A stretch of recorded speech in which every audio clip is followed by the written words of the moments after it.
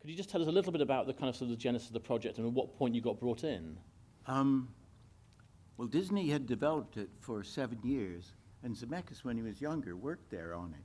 And he said, "I'll see you guys later," and left. And they had a gray rabbit. Well, Bugs Bunny was the top animation character in the world, and so why would you try and do a gray rabbit for a start? Anyway, so the thing languished.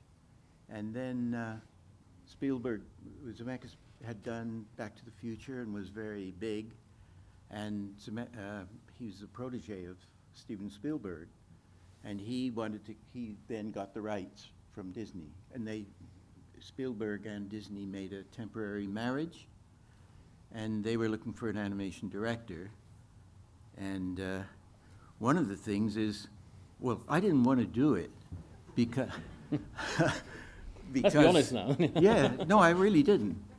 What was your reservation? The reason why I said to Zemeckis, look, I love, especially the early Disney movies, Snow White, Dumbo, Bambi, Pinocchio, Fantasia, wonderful.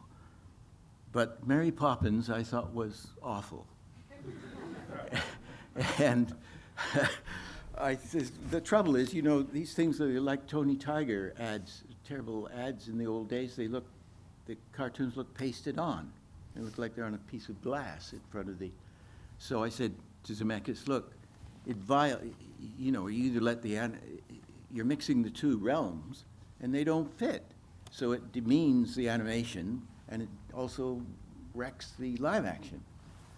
And I said, this pasted on business is just no good. And he said, but have you seen Star Wars #3, where the sort of flying motorbikes through the jungle, through the forest of Endor, I think it was. Right. He said, sorry. ILM, Industrial Light and Magic, have figured out a way, and they've done it with that, of printing the cartoon thing or the drawn thing so that it fits into the, you know, they expose it differently and you can get it so you've got the different levels working. And I said, oh, well, then we can do it. And then Zemeckis said, well, look, all these animators say, like in Mary Poppins, when the penguins who are actually animated beautifully, more than we did at penguins. In fact, the guy that did the penguins in Mary Poppins, Frank Thomas, gave me hell for the penguins. Really, he said, and I said, yeah, but we got the eye lines right. Because, you know, Julie Andrews is looking at a penguin who's down here. Yeah. And what's his name was even worse. Dick Van Dyke. Dick Van Dyke. You know, have another. Because Bob Hoskins really is looking at them. I mean, you believe he is interactive. He had this wonderful ability to stop his eyes right at the belt line. The rabbit was this high, so he could just stop at the belt buckle. I said, how do you get that concentration? And he said, don't make me think about it or I won't be able to do it. But Zemeckis said that all these animation directors always insisted on having a locked-off camera. So the camera is still, and that means that the animators don't have to turn things much, you see? Because if you had a moving camera, like he said, I'm trying to shoot a modern movie where the camera's moving all the time. And I said, well, that's no problem. He said, but all the animation directors we've talked to are doing it. They say you have to have it locked off. And I said, because they're lazy. And I mean, he said, but welcome isn't it to our more family work? screening of Roger Rabbit. He said, isn't it more work? And I said, what do you think animation is? It's nothing but work. And we have to be able to turn, that's our job, turning things in space, you know. And this is a very expensive technique, this kind of moving camera technique, though, isn't it? Or was it, you know? Well, it just meant we had to print every frame of film that we were going to animate, and they would print it at ILM in San Francisco, mail it over to us, and I'd have these big pictures of each frame, and you just put a piece of paper on it. So physically drawing draw every frame. In. Yeah. I mean, I know that animation is time-consuming, but that is really time-consuming. That's why there's so many people on it. It was crazy. You know, they have, after every film, like Dumbo or something, they store all the drawings.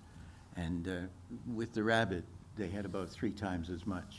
And it was kind of as described normal. as big, because obviously 3D is now the big thing in animation, Yeah. but this was kind of 2.5D, I think you described it, Yeah, didn't you? and that, I think that's why it's working.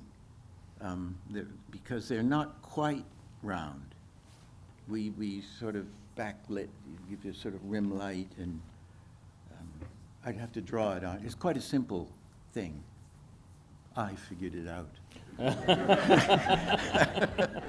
It's very simple, really. And this moving camera thing, because a lot of that live action things are blurred, the images are blurred naturally, because 24 frames a second, if you do that, you're just going to be a blur. You can see the blur there. So they said, well, you can't put a hard-edged piece of animation into that. And I said, well, I already have. Strangely enough, on a terrible commercial I animated for Disney, with all the Disney characters. And they're playing football and things, and I had broken all the rules. So I said, I can prove it. So, but I think, when I realized that it was going to work, then I said, sure, let's give it a try. And we did a test. We did a sort of obstacle course. We filmed an actor in a back alley with beer cans and lights, flashing neon lights and things. And I drew a rabbit coming down the stairs, and he bashed into a bunch of garbage cans at the bottom. And all we did was just put a string on the garbage can, pull them away, and it looked like the rabbit had knocked over the garbage can. And then Industrial Light and Magic. And a marvelous guy called Ken Ralston was the main guy there. And he's got about 9 Oscars. And he's terrific, and he did the effects. And we did this shot, and it all worked. And the rabbit lit up when the car went past, and he fell into things. And Michael Eisner, the head of Disney then, was very dodgy about the thing, and he took the test. It was about a 1.5 minute test, and he took it home to his private screening room. And he invited the neighborhood kids in and ran it and said, do you think I should invest in this? And all the kids said, yeah, yeah, yeah. And that's how they made the rabbit. It's random. You know. In terms of, obviously, there are a number of characters that make special kind of guest appearances in the film. Yeah.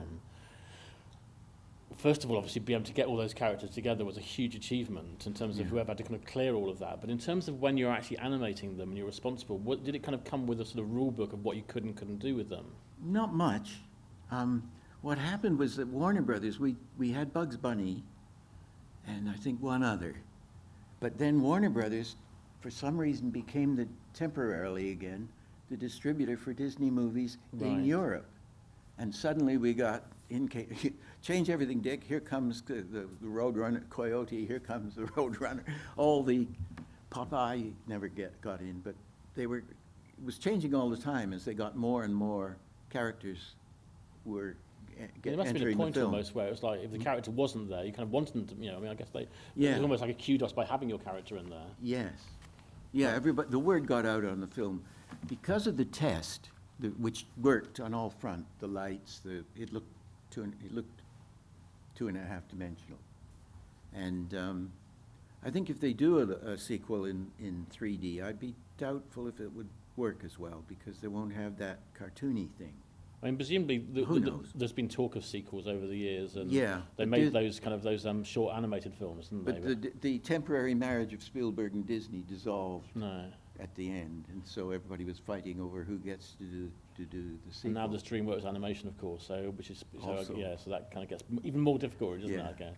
Anyway, I thought, leave it alone. It stands- It's certainly enough for me. I did very. Thank you very much.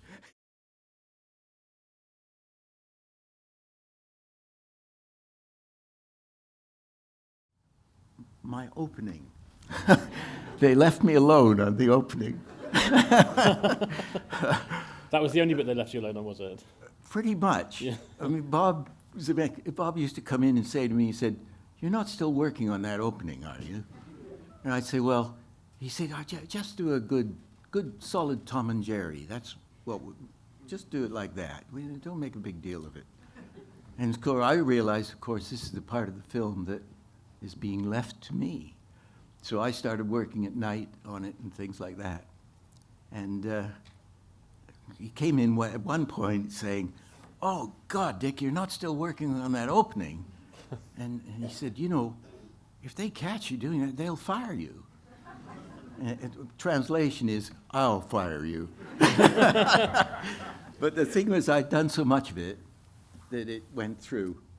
And I was very pleased with that. I knew it was going to work.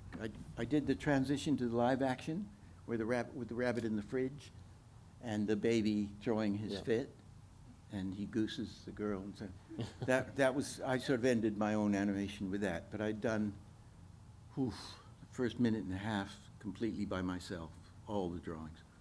And then I was working all over the picture. Wow. So that would be my favorite bit, because there wasn't any live action.